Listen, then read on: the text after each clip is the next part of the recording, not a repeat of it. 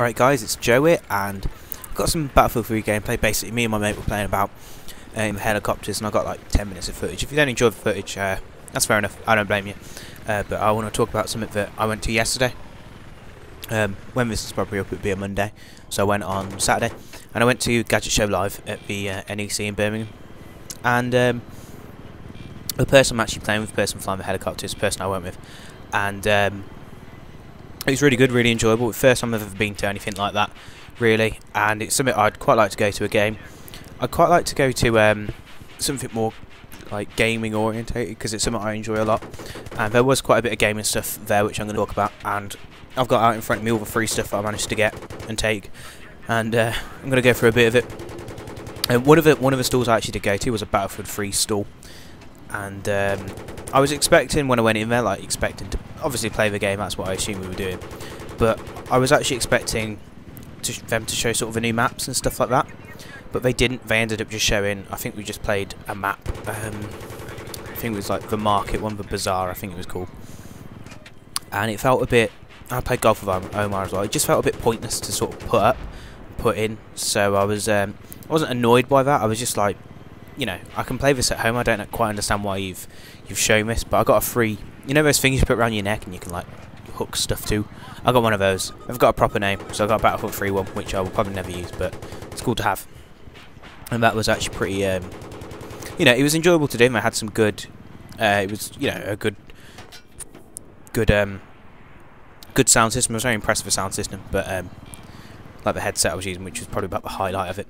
There was also a massive presence of Turtle Beach and Mad Catz were there. I'm not too keen on Mad Catz. The guy there, when he was just spewing bollocks about how Mad Catz tries to help gamers out, and I'm always there just like, you're not, you're just trying to make money. And they had some MLG Street Fighter people there, which you could have a go against them, and if you won, if you beat them, if you took one round off them, you get a free t-shirt. And like, I was just sitting there like, this is so unfair on these people. There was like a little boy had to go against him, and he just got like absolutely trashed. Like, what do you expect against a pro who knows the game so well? It just made me giggle that they did that. There was a lot of presence of a lot of computer people, and Nivea or Nivida, I can't pronounce their name. The really good graphics cards, I had them, and you know, they were showing off a lot of their tech, a lot of how powerful their laptops are, computers are, and that's just really impressive to me. I'm someone who does want to get a really good computer. And there was also one place that sold, it was called Buffalo, and they had portable RAM, which I'm really interested in getting. I think it was quite cheap, so I'm looking to try and get that for my laptop, because it takes ages to render stuff out, so that would actually really benefit me. But they did have some really good stuff. Non-gaming wise, they had this really amazing thing that you could put on your head, and it could not read your thoughts, but it could tell what emotions you had. And it's really interesting. At this show, they had like a gadget show with all the people from the gadget show. I've never actually watched the gadget show. I've said gadget show about 20 times in that one sentence, but I've never watched it myself. And I don't know what I'm doing here. What am I doing? I think I was checking if chat was online. But anyway, I've never really watched the show, which is quite stupid because I'd probably really enjoy it. But anyway, they had them on. And they had like these bunny ears with the same technology where they could read emotions and thoughts, or I think it was just emotions.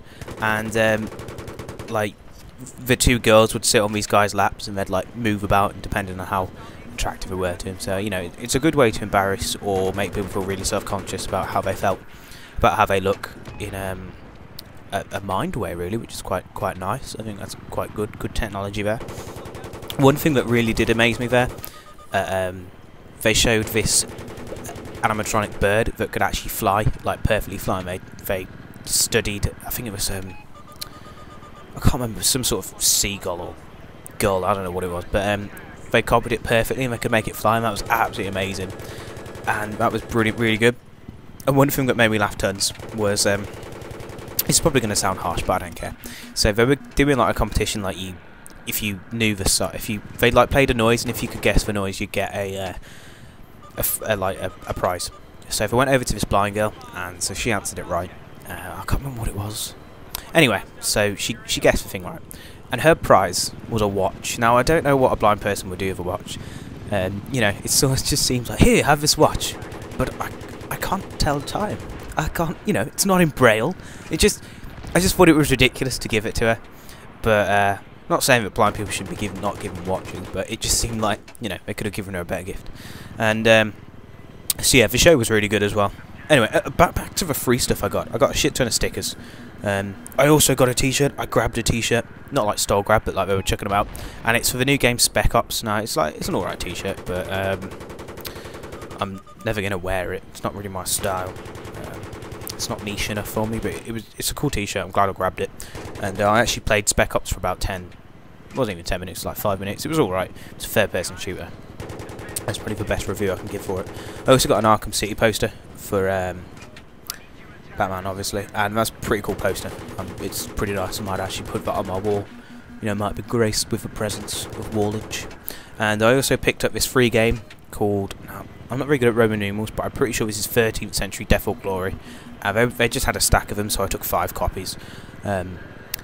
Why I did that, I don't know, but you know, if they have become really niche and expensive, I'm rolling in right there.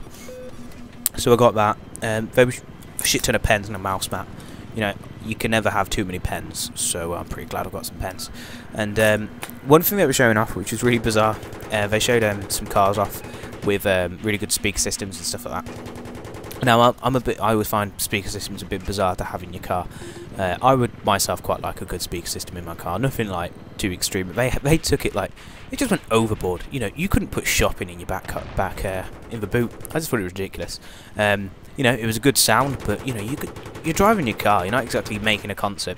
There was one car as well that had tons of bass and tons of speakers in the back seats. So there was no back seats. There was just that. Now, you know, if you've got 4 friends, only one person can get in that car. You know, it's for lonely men, it seems. For some man who only has one friend, and you know, will only ever let one person in his car. It just seemed really like overboard. But I mean, there were good speakers and stuff. I don't know if I'd ever get good speakers like that because it's a lot of money for it. But yeah, it was pretty nifty stuff. And another thing that they were promoting was someone called Overclockers UK. Now, I've no idea who they are. I've never heard of them, but I've got a badge.